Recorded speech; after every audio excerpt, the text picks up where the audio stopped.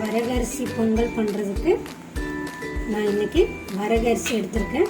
இந்த டம்ளரில் அரை டம்ளர் வரகரிசி எடுத்திருக்கேன். அதே டம்ளரில் 1/4 டம்ளர் பயத்தம்பருப்பு, பாசிப்பருப்புன்னு சொல்லுவாங்க. அதே டம்ளரில் 1/4 டம்ளர்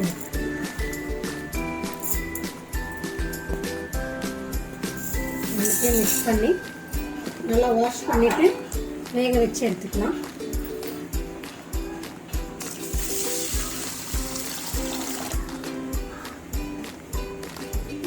வரகரிசியில் நிறைய அழுக்கு வரும். நல்லா கழுவி எடுங்க. 2-3 தடவை வாஷ் பண்ணணும்.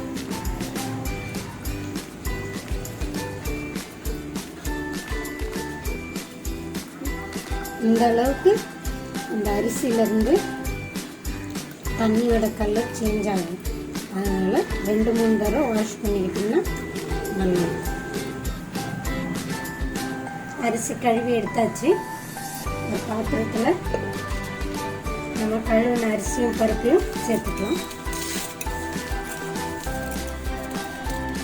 அரிசியும் பருப்பும் சேர்த்து 3/4 டம்ளர் கிட்ட இருக்கு. இந்த அரிசி பருப்புக்கு தேவையான அளவு பண்ணி 3 டம்ளர் ஊற்றிக்கணும்.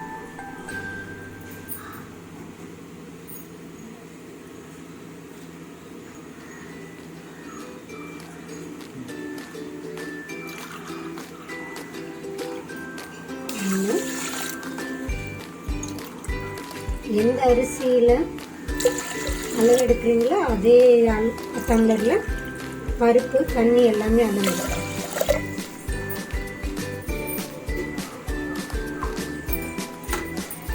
தேவையான அளவு உப்பு போட்டுக்கலாம். 3/4 ஸ்பூன் போட்டுருக்கேன். மீதி உப்பை நம்ம தாளிக்கும் போது போட்டுக்கலாம். அவ்வளோ. அடுப்பை பற்ற வச்சு பாத்திரத்தை வச்சிடலாம். 3 விசில் விட்டு எடுத்துக்கலாம்.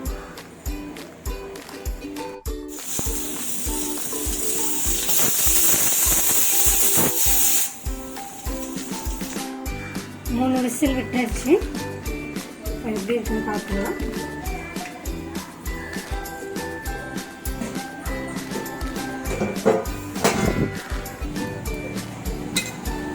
இந்த அளவுக்கு வெந்திருக்கும்.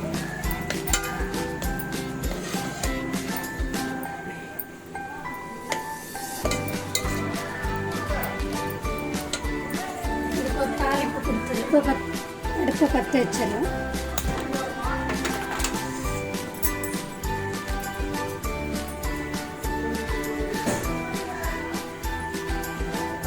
நம்ம செய்கிறது வரகரிசி போட்டு பொங்கல்.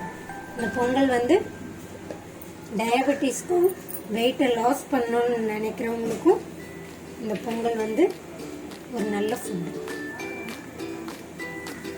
நான் நல்லெண்ணெயில் தாங்க சமைக்கிறேன். இந்த பொங்கலுக்கு தேவையான எண்ணெய் விட்டுக்கலாம். நான் இந்த ஸ்பூனில் தான் விடுறேன். 3 ஸ்பூன் எண்ணெய் விட்டுக்கிறேன். 1 ஸ்பூன் கடுகு போட்டுக்கலாம். 1 ஸ்பூன் உளுத்தம் பருப்பு போட்டுக்கலாம்.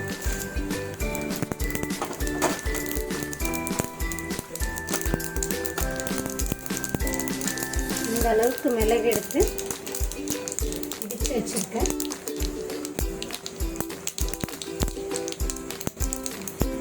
1 ஸ்பூன் சீரகம், இடித்து வச்ச மிளகு, ஒரு பச்சை மிளகாவை 2ஆக இடித்து வச்சுருக்கேன்.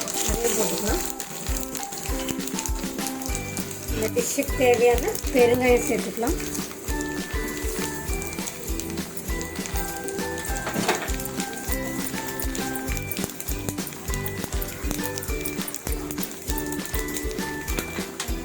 ஒரு 10 கருவேப்பிலை போட்டுக்கலாம்.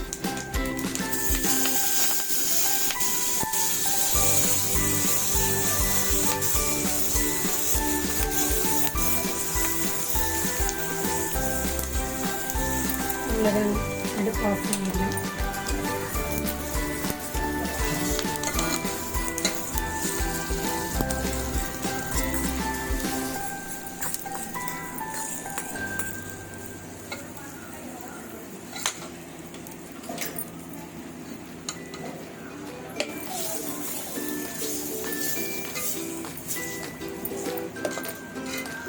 பார்த்துக்கோங்க, பத்தலைன்னா போட்டுக்கலாம். நம்ம வேக வைக்கும்போது போட்டிருக்கோம்.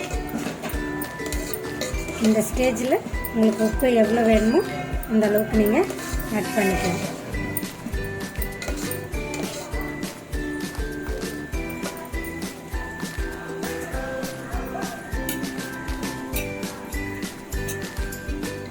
அவ்வளோதாங்க, வரகரிசி பொங்கல் ரெடி.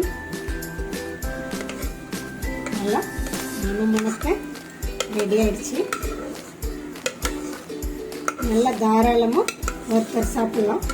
டயட்டில் இருக்குன்றதுனால 2 பேர் இந்த ஃபுட்டை சாப்பிடலாம்.